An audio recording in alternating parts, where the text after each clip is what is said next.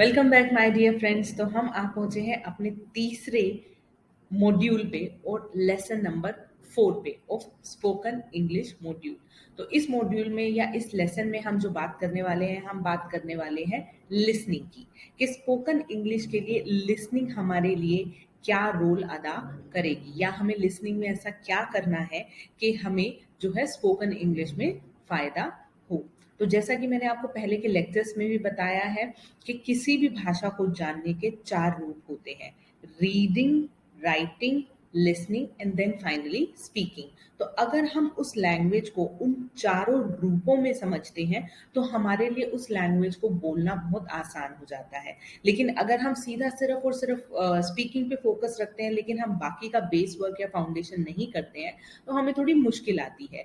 यही रीजन है कि हम कितने ही इंग्लिश स्पोकन कोर्स कर लेते हैं, स्पोकन इंग्लिश के कितने ही कोर्स कर लेते हैं, सब ग्रामर सीख लेते हैं, सब कुछ कर लेते हैं, लेकिन हम फिर भी इंग्लिश नहीं बोल पाते क्योंकि हम एक बेसिक फाउंडेशन को भूल जाते हैं। तो ये कोर्स जो है वो बेसिकली आपकी बेसिक फाउंडेशन को स्ट्रॉन्ग करता है साइकोलॉजिकली, कि भाई आप साइकोलॉजिकली क्यों वीक पड़ जाते हैं इंग्लिश बोलने के लिए। तो अगर आपने नहीं देखी है मेरी पिछली 2 वीडियोस रीडिंग की और राइटिंग की, तो आई वुड से पहले जाइए, पहले उन 2 वीडियो को देखिए और फिर इस वीडियो पे आइए, ताकि आपको समझ आएगा कि ये पूरा प्रोग्राम किस बारे में है और किस कंसेप्ट पे चल रहा है। और हाँ, लेसन नंबर 1 मत भूलिएगा, because lesson number 1 is the most important, because that will tell you how this complete module is going to work. ठीक है, तो लेसन नंबर 1, 2, 3 तीनों देख करके ही आप लेसन नंबर 4 पे आइएगा, तो ही आपको इस मॉड्यूल का ज्यादा फायदा हो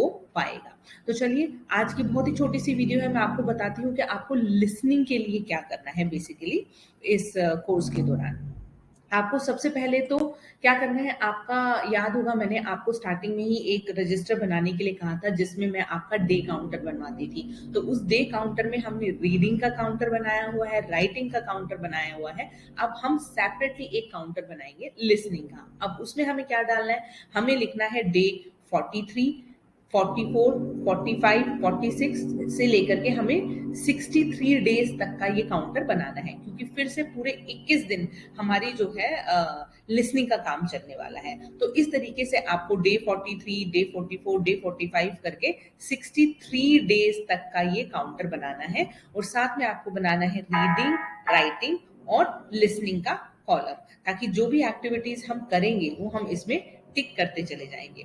अब लिसनिंग के लिए तो मैं आपको बताने वाली हूँ कि आपको क्या करना है, लेकिन अब आप ध्यान दीजिए कि इस टाइम टेबल में रीडिंग और राइटिंग भी लिखा हुआ है। रीडिंग और राइटिंग के लिए आपको क्या करना है, जो आप पिछले 22वें दिन से आपने जो रीडिंग और राइटिंग की एक्टिविटीज शुरू की थी, न्यूज पढ़ना, अपना राइटअप लिखना और उसी राइटअप को फिर शीशे के सामने खड़े होकर के बोलना, तो वो रीडिंग और राइटिंग की एक्टिविटीज आपको अब भी करते रहना है।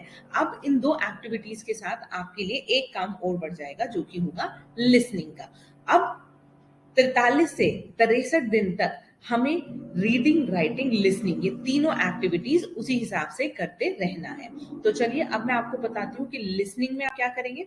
लिसनिंग में आपको क्या करना है, लिसनिंग में आपको बेसिकली पहले पॉडकास्ट सुनने हैं। पॉडकास्ट आपको पता होगा, या अगर नहीं पता है तो मैं आपको बताती हूँ पॉडकास्ट क्या होते हैं। इंग्लिश के में किसी भी सब्जेक्ट पे कोई भी इंसान कुछ बोलता है, या ऑडियो, मतलब वो वीडियो नहीं होता, ऑडियो होता है सिर्फ, ऑडियो में वो कुछ भी बोलेगा इंग्लिश में तो वो पॉडकास्ट होता है। तो इंग्लिश के पॉडकास्ट होते हैं, हिंदी के होते हैं, आपको पॉडकास्ट के सुनने हैं। आजकल बहुत सारे जो म्यूजिक के प्लेटफॉर्म्स हैं वहां पे आपको मिलते हैं, यूट्यूब पे भी आपको बहुत पॉडकास्ट मिलते हैं। तो आप पढ़ सकते हैं, पढ़ नहीं सकते, सुन सकते हैं। आपको डेली का एक पॉडकास्ट सुनना है। कई पॉडकास्ट बहुत छोटे छोटे होते हैं, 2 मिनट के, 3 मिनट के, उनको सुनिए और सुनते टाइम ऑब्जर्व कीजिए कि वो कैसे सेंटेंसेस को बोल रहे हैं। ठीक है, तो आपको डेली का एक पॉडकास्ट सुनना है और ऑब्जर्व करना है। ठीक है, और अगर आप चाहते हैं कि मैं आपके लिए पॉडकास्ट बनाऊं तो आप प्लीज मुझे नीचे कमेंट में लिख करके बताइए, तो मैं आपके लिए लिसनिंग के 10 पॉडकास्ट बना दूंगी। आप चाहेंगे तो आप उन्हें ही सुन सकते हैं, पर उसके लिए आपको कमेंट करना जरूरी है। आप कमेंट में मुझे बताएंगे तो मैं आपके लिए लिसनिंग के पॉडकास्ट बनाऊंगी।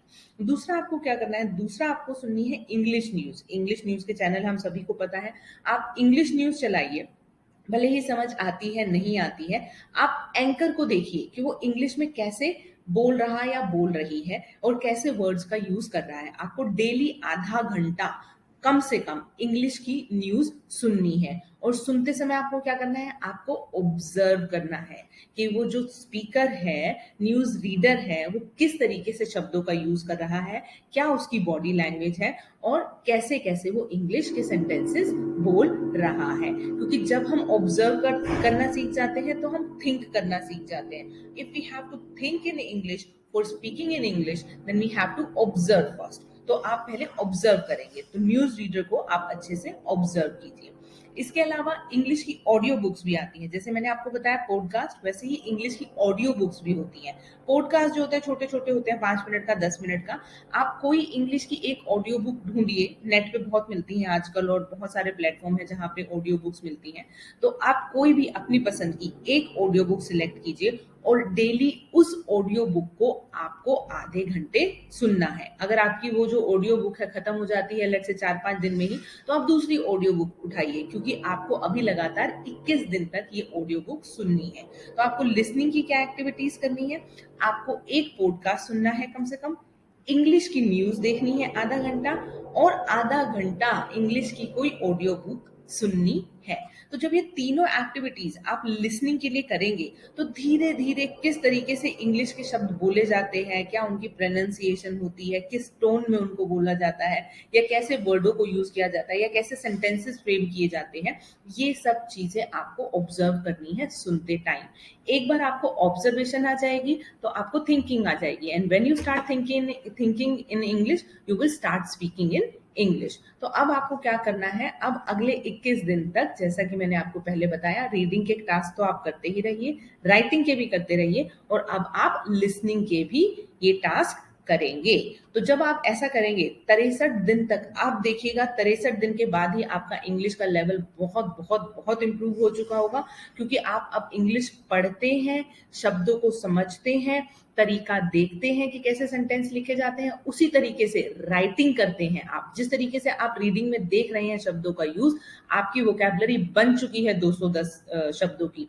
आप उनको ऑब्जर्व करके अपनी वोकैबुलरी को अपने माइंड में रख के अपने पैराग्राफ्स आप लिखने की कोशिश करते हैं, तो आप लिख भी रहे हैं। अब इसके साथ साथ आपको सुनना भी है। जब आप सुनेंगे तो सबकॉन्शियस माइंड में, आपके दिमाग में पिच बैठ जाएगी कि इंग्लिश कैसे बोलना है, या क्या क्या टाइप के फ्रेजेस आते हैं इंग्लिश में। तो इसी ऑब्जर्वेशन से आपको इंग्लिश सीखनी है। तो अब ये एक्टिविटीज करते रहिए आप 63 दिन तक। उसके बाद आप आइए स्पीकिंग की वीडियो पे, ठीक है। तो उससे पहले मत आइए, अगर आप एक्टिविटीज नहीं करेंगे रिलीजियसली तो इसमें प्रॉब्लम होगी। ये जो पूरा कोर्स है, आप ही की ईमानदारी पे डिपेंडेंट है कि जो एक्टिविटीज मैं आपको बता रही हूँ, आप कितनी ईमानदारी से उसको करते हैं। तो अगर आप ये चार्ट बनाएंगे, डे काउंटर बनाएंगे, और पूरी ईमानदारी से आप वो सभी एक्टिविटीज करते हैं और हर टाइम टिक टिक टिक टिक करते हैं, तो take my words, I promise you, nobody can stop you for from speaking English from 84th day. ठीक है, तो बने रहिए दोस्तों इसी तरीके से, और जल्द ही मिलती हूँ आपसे स्पीकिंग की वीडियो में। ठीक है, अभी तक मेरा चैनल सब्सक्राइब नहीं किया है तो प्लीज सब्सक्राइब कीजिए, शेयर कीजिए और लाइक कीजिए। और हाँ, अगर लिसनिंग के आप पॉडकास्ट चाहते हैं तो नीचे कमेंट करना मत भूलिएगा, ताकि मैं आपके लिए पॉडकास्ट के कुछ वीडियोस या ऑडियोज बना सकूं। तो मिलती हूँ आपसे नेक्स्ट वीडियो में, तब तक के लिए बाय बाय।